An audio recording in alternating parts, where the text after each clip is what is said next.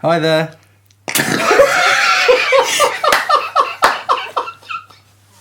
I think I'm going to be next to you. I'm really sorry. Just call him William. No, pause it. I'll call you William. You know. Right, we ready?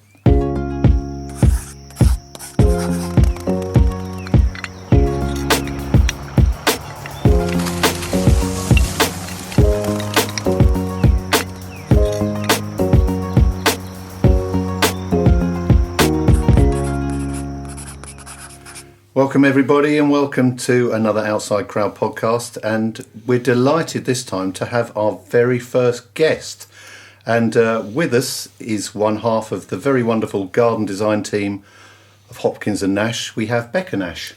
Hello. Welcome, Becca. Thank you very much. And along with Becca we have the usual crowd. We have Ryan from Royal Tunbridge Wells Landscapes. Yeah, hello there. And from William Gordon Countryside Services we have Billy. Hi there. And we don't have Jake with us this time because unfortunately he's had to go off to another appointment. But yeah, we're looking forward to a really good chat with Becca today. So firstly, we'll start at the beginning is what do you do? What do Hopkins and Nash do? We are garden designers. We're based in Sevenoaks in Kent. And we often sort of, we're having discussions with clients about what it is we do. I think if I could, summarise it in a quick way, we are really looking at how you can bring the built elements of a garden together with planting to best effect. How can you do that? And some of the areas that we look at are spatial design, so looking at things like the structure and layout of a garden. How can that be redefined to better connect with the home, with its surroundings and with clients' lifestyles? And then once we've sort of got that fixed, we start to look at more detailed design. Right. So, okay, we've talked about the fact we're putting in a new patio here. What sort of material would you like to use? What sort of laying pattern? Are there some details that are going to give it a bit of character and personality? And that's where it's really great to work with a landscaper. Right. So we can start to discuss that and understand, from our perspective, we want this aesthetic and how can that actually be built? Right. And then thirdly, we're looking at the plants. So we're looking at... So you do the soft landscape. Yeah, exactly. So what are the right plants? What are the right combinations for the unique conditions of this particular garden? So it's bringing all of those things together. Yeah, there's a lot to it. And I suppose as you're one half of the partnership. Yes, that's right. Tell us about Amanda. Yeah, Amanda. So Amanda Hopkins, she and I met on our garden design course. Both she and I are career changers. Amanda's background is in the arts, so she specifically looked at 3D design.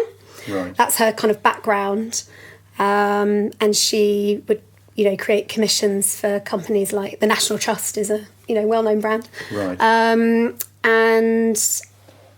yeah, she and I met on our garden design course, and having graduated, we both sort of went our separate ways slightly. I went and worked for another designer. Amanda did some private commissions, and then we met up and had a bit of a chat and thought, hey, let's try and make this work and sort of work together. Were you quite close at college then? Yeah, we were friendly, yeah. Yeah, we were. And it's nice actually because I think, we've got a handle on our style. So although, at college you're working on projects that are hypothetical, and then you get a lot more free rein on those types of projects, obviously, because there's not a real end customer, and you're sort of flexing your creative muscles there. You do start to get a sense of your preference and your sort of style, particularly with regards to planting and layout as well. Yeah. And so I think what was really great is we sort of had a feel for each other's aesthetic. Yeah. And I think, although I wouldn't say that we're identical, there's quite a lot of commonality in the things that we like. I was going to ask you there, is there sort of overlap in the types of styles that you have, or is it the fact that you're quite different that makes you come together? I think we are quite similar. We've both got an appreciation of quite sort of modernist, contemporary design, clean lines. I would say from a planting side, I have got, I do like more cottage style. Right. That comes out quite a lot from in the Caucus show garden, doesn't it, as well? You're saying like the clean, very much. clean lines and the cottage style. I always think that's a really sort of elegantly sort of simple design, which shows what you can do with a very small space. Yeah. I think that's a lovely little design. Yeah, I think that particular garden, it was very much a focus on. So the inspiration was Dutch design. So we took inspiration from the Dutch pavers that we used on that garden. And Dutch, sort of contemporary Dutch garden design is very much about clean lines, and actually quite often, particularly in the towns, they are working with quite small spaces. Yeah. There's not much space for people in terms of their living space. So it's actually thinking about how you can use a small space in a clever way. And I think that garden, there are lots of ideas that you could take for a garden of any size. Yes. But we were quite intentional about thinking, okay, we've got this 3x5 space, how could we make it feel bigger? How could you use it in a smart way? Yes. Yeah, I think that's what I liked about it. It was something where it wasn't over cluttered or anything like that. It was nice and simple. It had a nice structure to it, and it just showed what you could do in a small space, which I think showed the value of garden design. Because I mean, especially Ryan, probably Jake, less so Billy, but they work in larger gardens, and sometimes I think after seeing what you did, and also some of the other show gardens as well, you're just seeing the value of a designer. They can just bring so much more to it, rather than just ending up with like a block of patio, a block of grass, and a border. That's often what you get when people design it themselves.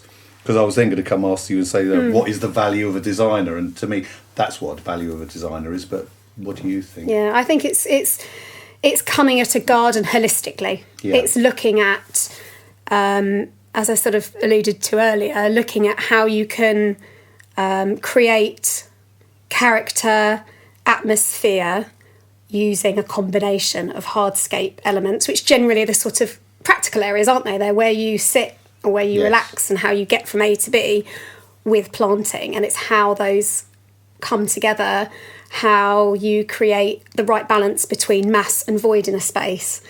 And there are certain techniques to create a space that feels comfortable and is a space you maybe want to explore. Yes. So I think that's where the value is. Yes. And, I think people are, time's precious, isn't it? And I think, for people who have an appreciation of, design, they want their space to look nice, but not, don't necessarily have the time to sort of spend thinking and doing. Yes. Do you think that clients see the value of designers? And especially I'm thinking more at I'm not say the lower end, but the less expensive sort of garden, because I'm still thinking about the Caucus garden, thinking what is done in that space. But yet we don't see, with what you do, Ryan, you don't see too many people going, let's go and get in touch with the designer. It's always like, we know what we want and we're going to design it ourselves. And I'm thinking, I'll get in touch with the designer. They can just make, for, I don't know, whatever, some percentage of the total cost, they will really improve it. So I just wonder if clients don't see the value of designers. I don't think that, I'm not sure that's correct. I think that, I think a lot of people maybe are unsure about what a garden designer does and the value. And I think it just depends what sort of person you are. If you are someone who's moved into a house and you want a new patio that's going to be, maybe I want some advice on materials, but I want it to be high quality, well built, and they can quite happily go to a reputable landscaping company and get that done. I think, sorry to cut across, but I think you're right. Yes, and there's some parts of me that there are people who have smaller gardens, but they have spent a lot of time, because they have a smaller garden. They spent a lot of time thinking, I want this, I want that, and there's times where not bang my head against the wall, but it's things, I'm more than happy to work with you through this. It has to be from you. There's so much you can do in explain what you're going to do in the area and how you're going to do it. But sometimes I spend a lot of time going, there's going to be too much stuff in the garden. We're thinking too much. So it would be, at that point, it'd be lovely for, for me to be able to turn around and go put them in a position to say have a chat with you, you know, and you guys or a designer, because you know they're getting more for that space. That's sometimes I'm trying to get that across. But you know, with the with the budget not being there for it, and you know, some people who, like you said, a lot know what they want, you know. But I think if you do know what you want, then tell that to the designer, because you're going to get more from it. Yeah. That's where it kind of for me is quite interesting. I think it's quite helpful. So we saw met with a potential client earlier in the week, and she was really struggling to visualise her space, how it could look. And so I think it's really helpful if you're someone who maybe you do struggle to visualise, well, I kind of got this idea, but I'm not sure about it, or you're lacking in confidence, then I think a designer can be really helpful, because we've got the skills to be able to illustrate that, Yes. And I think that, it's, if you're building a house, you could use a D&B contractor to build your house, or you could use an architect and a builder. Yes. It's the different, I'm not saying that we're not as highly qualified. I'm not as highly qualified as an architect. I'm not trying to sort of, but it's the nuance there, yes. isn't it? Yes. And I think it's that. And so, I think maybe some people are quite happy just to get I know where you're coming some from. hard landscaping done, Yes. and others might want to think about their garden a little bit more holistically. I think, I don't know if this is true, I always got the impression that people would think that employing a designer would be sort of cost prohibitive. So, I don't know, if someone's got like a £20,000 budget for doing a bit of a garden makeover or something, roughly what sort of percentage would you, not say you charge specifically, but would you think is recommended for allocating towards design? Because I imagine they don't need detailed designs; they probably just need like a nice concept design and some planting schemes or things. What do you think is a right sort of percentage for sort of setting aside for design fees? Yeah, I mean, you're probably looking at. I mean, it's so difficult because it really is based on an individual garden. So, and what the clients are wanting to do, but it could be something. 10-ish%, something like that, just as a sort of ballpark. Yeah, sure, because I can imagine the detail you're going to go into, because that is, it's kind of, there is, how long's a piece of string? Yeah, and it depends whether they want planting design, or do they want just a concept, do they want a bit of master planning, there are, what I think one of the things that we are quite keen to do with clients is to meet people where they're at and understand exactly, obviously we can explain everything that we can provide, but we can be flexible in terms of which element of service we provide. So we can just do a bit of master planning, concept design, or we could just go in and do some planting design. So it's or all of the above. So, but it seems to me though there's still plenty of that hasn't eaten into the budget significantly. There's plenty of budget left, and I think that's always the thing. I was saying to you, Ryan, if you go and meet clients, you sort of say to them, if they've got 20,000-30,000. That few grand is worth spending. Definitely. Because it just brings something more to the scheme. It's not just that, is it? You've got to hand it over to a landscaper as well. And if a customer's done their own design, I should imagine, obviously I'm not a landscaper, but I should imagine that's harder to work off than someone who's professionally done the design for you. Oh, the thing is, there are some people who come out and say, I have done a drawing, which I love, because it's fantastic, because you see their creative side. You see, for me, it gives me an indication of, okay, yes, I see this picture, but also see the fact that you've been colouring in the corners, and there's something different about it. You've been thinking about it, so I get more information from that. But it's difficult because when they put it onto paper, it's not it's not exactly what it's going to look like. Well, they also needed to scale and see how it fits. So it's maybe put onto CAD, that sort of thing. But that's what it is. That is difficult because you think, yes, that would be lovely, but that you do realise that's 4 metres lower than the and that kind of thing. So it would be in them scenarios, with a budget like that. Yeah, absolutely, it'd be so. There'd be a lot of benefit to get a designer in and then work to it because everyone's working together. Yeah, and also it's a hard job in itself, isn't it? I mean, if you look at the gardens around here, like the famous ones, like Dixter, Sissinghurst, even to walk around that and take inspiration from that and then take that and use it in a smaller scale somewhere else is like there's a lot of research that goes into that, isn't there? Mm-hmm. Yeah. And I'm sure everyone thinks that they are a gardener or a garden designer at some point, but Yeah. You have to study it, and you have to know Of course, how things it's a work. You have to have trade. vision, and that's a hard Yeah. thing. Yeah. So how does your garden design process work? Then, if someone sort of says, "Come and have a look at our garden," how would you take them through the design process, and what Yeah. would they end up with? So we would go and have an initial visit and just have a bit of a discussion about, their aspirations, what do they want out of their garden, and look around the space as well. That's really important. So actually just being able to go on site and have a look around. So once we've had that discussion, we would then come back with a fee proposal that would outline, based on our discussions with that client and what we understand they're looking for. Yeah. We would come back with a fee proposal, and then once that's done, if we're looking at concept design, we would generally come back with a plan view of the garden, Yeah. outlining, layout and structure, what that would look like, and we'd probably have some perspectives as well. So Yeah. you've got a kind of 3D component in there, and we'd also have some mood boards with materials, perhaps some precedent images that kind of communicate some of the character. Yeah. And ambience. And who takes the lead in the design? So if you both go along to a garden and someone says, how do you sort of divide the work up between you and Amanda? Well, it's interesting. So Amanda and I have been working together for a little over a year now, and so to an extent, there's that sort of finding your feet with how you work with someone. But and I hope she agrees. Obviously, she's not here to say and defend herself, but I really enjoy working with Amanda, and I do think we make a good team. We're quite well paired in terms of our input, the things we think about. One will say something and the other will pick up on another point, and we seem to be quite well matched in that way.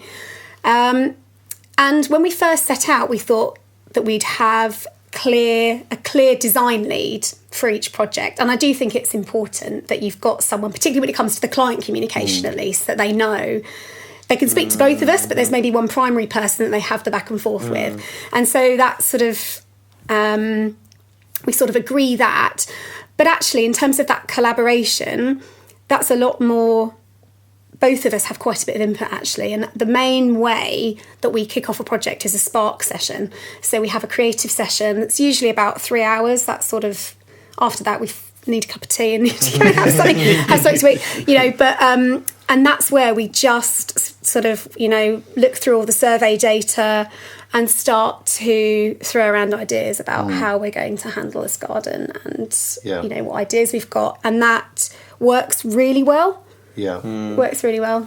Do you often find, come into conflict, not conflict, but, discussion with clients, or they might have opposing views to what they think is a good design, and you're thinking, well, no, hang on, that's not going to work at all? Or do you generally, or do they leave it just up to you? I think generally speaking, we do want clients to feel it's a collaborative process. We'd never want a client to feel that we're coming in and imposing sort of our design, and it wasn't something they were comfortable with. And I think so that rapport with the client is really important. It is very much, it's their garden, and so we want there to be discussion, and for them not to feel like we're presenting them with a fait accompli. Yes. And if you dare to disagree, you've got bad taste. Absolutely not. I think that's really important. You've got to live with it. Okay, it's their garden. So there's healthy discussion.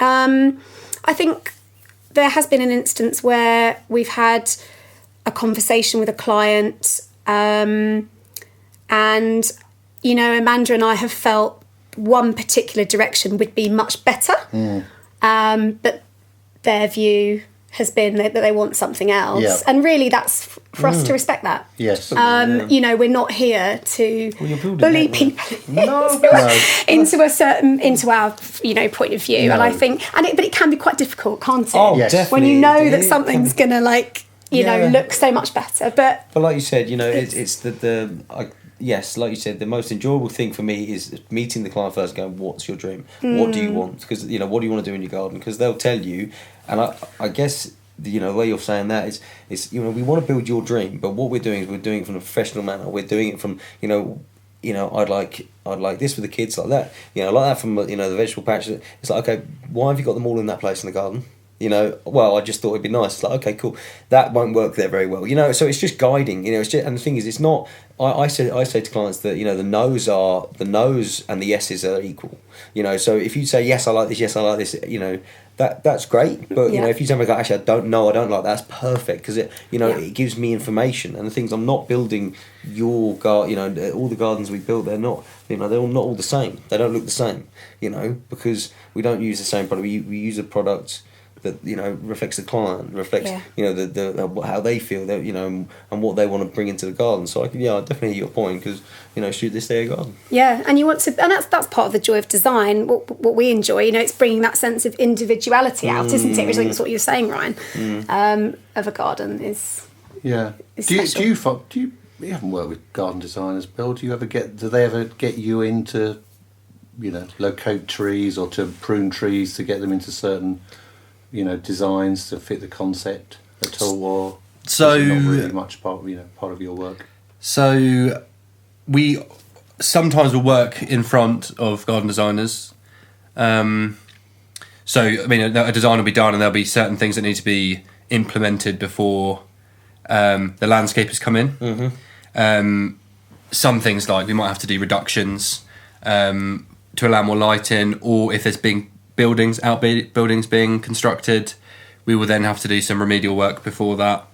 But it's normally instructed from the customer, so they would have had a design going before, and the garden designer would have said, okay, this is what you need to get done, and then we will just undertake that work. We don't necessarily have to hear that from a garden designer. It's normally just gone down the line, and then it's gone to us. But we've done plenty of work for people who are about to have landscaping work done, and quite often it will be, last week we were taking out 2 trees that were unfortunately had ash dieback, and the garden designer there was, you need to get rid of these trees before we start putting we have landscaping in, because it's very hard to work around. It becomes a more costly job to work around brand new landscaping.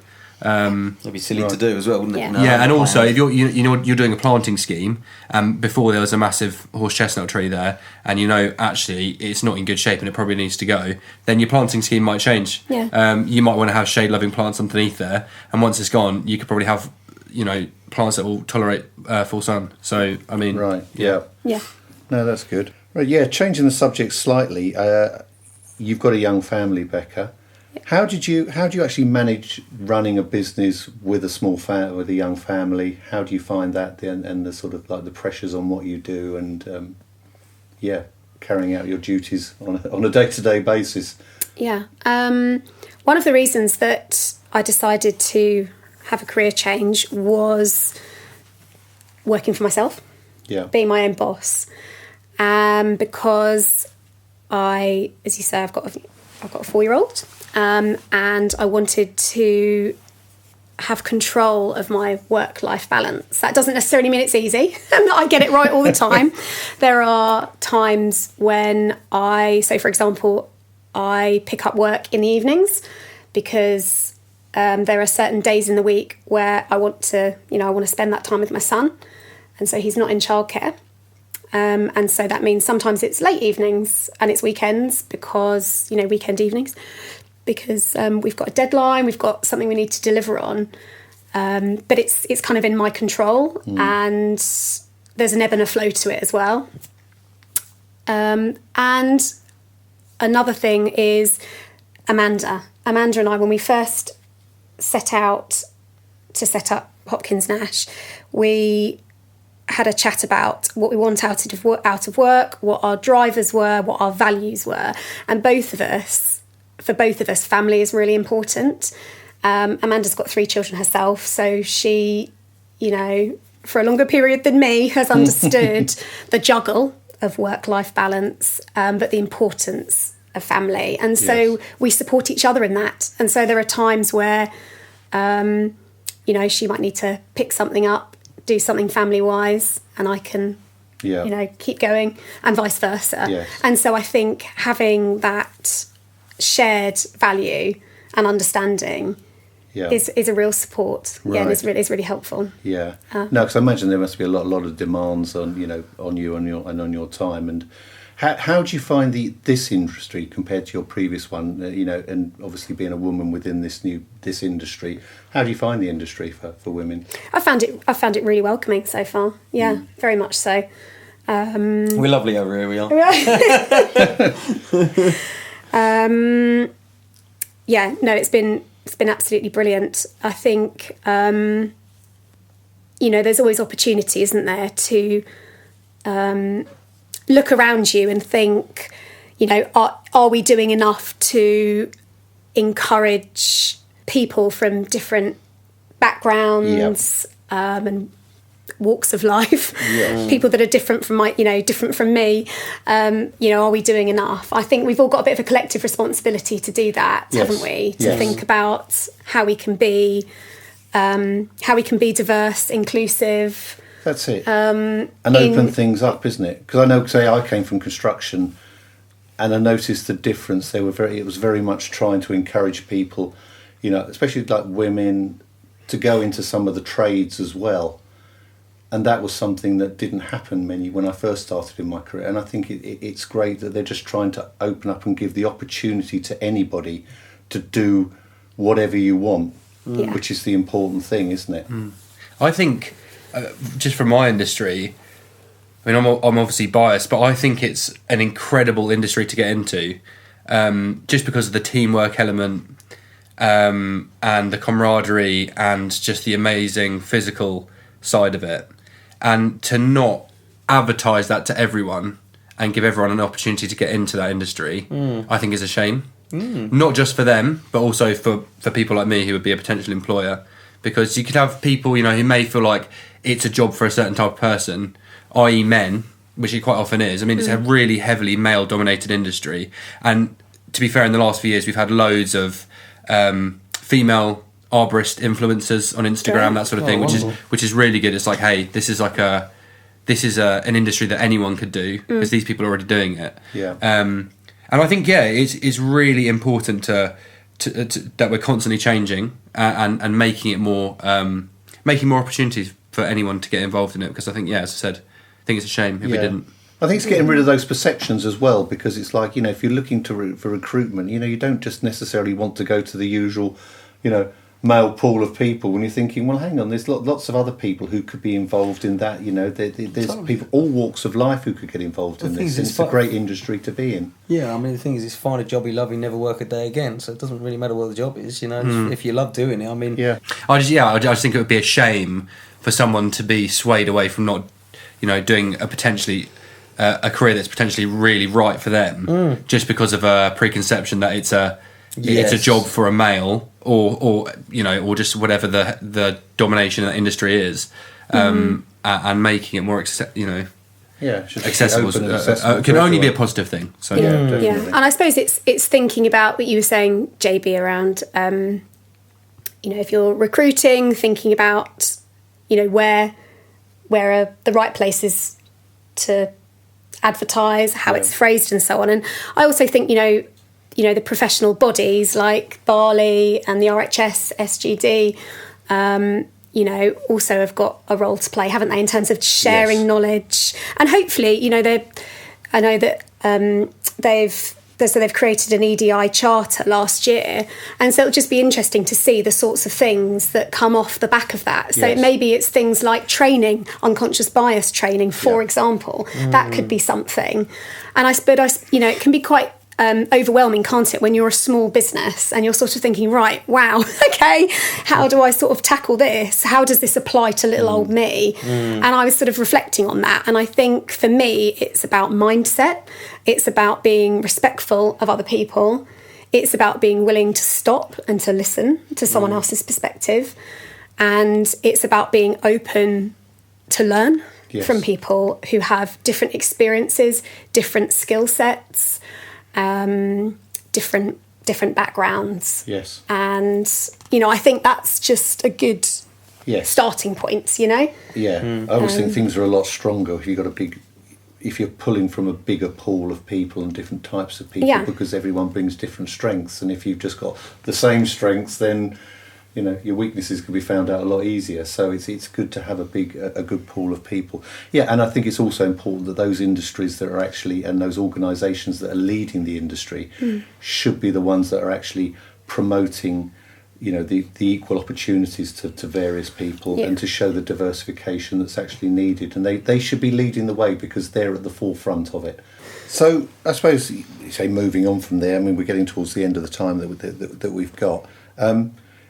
You working on some good stuff at the moment? Yeah, we are. We have got quite a lot of planting design on at the moment. So we've got a scheme that's over in Shoreham, and they've got it's a nice big garden, quite large sort of mature planting in there. But the owners, they've sort of bought the house, haven't done an awful lot with the garden. Yeah. So it's still very much got the previous owner's stamp on it, if you like. And so we're just trying to work, they're wanting to work sustainably, not ripping everything out and starting again.